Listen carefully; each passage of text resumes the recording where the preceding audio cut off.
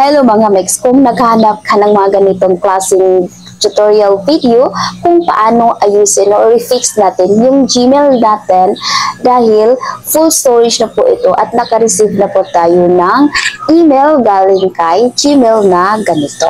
So, hindi na po tayo maka-receive ng kahit anong email natin sa ating Gmail. So kung nahanap ka paano i-fix natin yung Gmail, ganito lang po ang inyong gagawin para magkaroon po tayo ng space ang inyong storage at makareceive na po tayo ng emails natin. So yung iba, gumawa po ng ibang Gmail account. So para less hassle na po, ganito lang po ang inyong gagawin. So kung gusto mong malaman paano, huwag mo i-skip itong video na ito para mas masundan mo.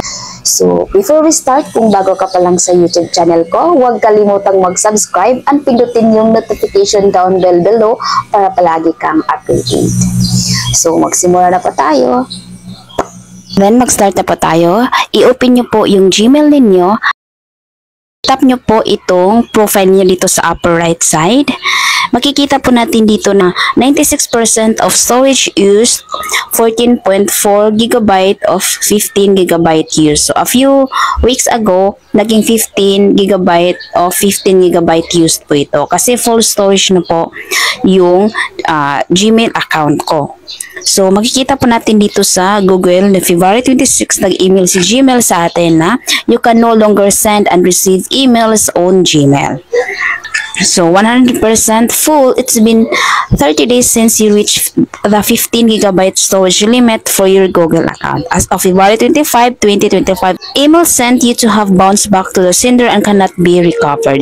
As of February 25, pag may mag-send po sa akin ng email, hindi ko po ma-receive kasi babalik po yun sa nag-email sa akin.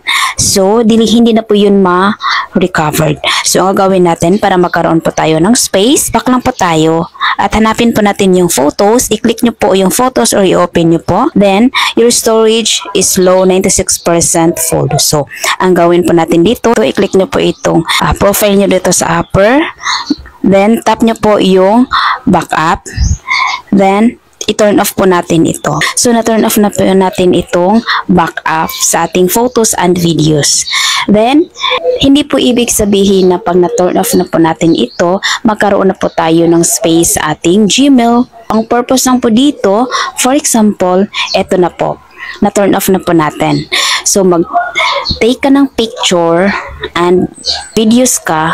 Next time, hindi na po siya automatic mag-backup dito sa photos. Para hindi na po madali ma-full yung Gmail account ninyo. Yun po yung purpose natin sa pag-backup is off natin or pag-turn off natin ng backup photos. So, para magkaroon po tayo ng space at makareceive na po tayo ng email na galing kay Gmail. So, ang gagawin lang po natin dito, back lang po tayo. Tap nyo po yung profile dito. Doon nakita po natin dito 96% of storage used or 14.47 GB po yung na-consume natin. Then, tap manage storage. So, dito natin makikita yung large photos and videos. So, 9.9 GB. So, blurry photos, 156 MB. Other apps, 0. And screenshot is 0. Then, tap po natin itong large photos and videos. So, dito na po tayo mag-delete. Ipapakita ko po sa inyo na ito po ay legit. Karoon po tayo ng space sa ating Gmail. So, for example, mag-delete po tayo ng videos. So, makita natin dito na delete items to make room for new memory. 0 MB to 1.0 GB. So, mag-delete lang po tayo ng pictures natin or video. Etong 172 MB, itong July 20, 2020. So, ang gagawin nyo lang po, pag mag-delete na po kayo, i-long press nyo lang.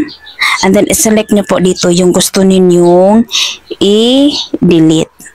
Then, itong August 15, 2023, 35 MB. So, 208 MB na po. Then, itong August 15, 2023, 22 MB. So, mag-try na po natin. So, kung naalala nyo po, 14.47 GB po yung na-consume natin. So, tingnan natin kung mabawasan po yung 14.47 GB. So, Pagtapos na po kayo mag-select ng mga videos, tap nyo lang po itong move to trash.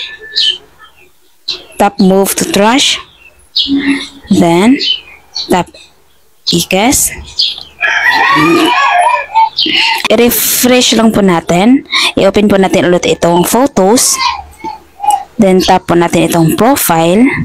So, as you can see, kanina is 96% of storage used. Ngayon is 94% of storage used. Then, dito sa ibaba, naalala nyo, 14.47 GB used. So, ngayon is 14.25 GB used. So, back po tayo mga megs at ipakita ko po sa inyo yung storage ng ating Gmail kung talagang nabawasan po yung gigabyte used po natin. Open Gmail. I-click nyo po itong profile niyo dito sa may upper right side.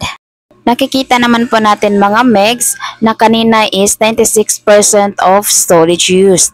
Then, 14.4 GB used out of 15 GB used. So, ngayon is 94% of storage used and then 14.1 GB used na po. So, ganyan lang po ang inyong gagawin mga megs para po may space na po ang inyong Gmail account at makareceive na po kayo ng email.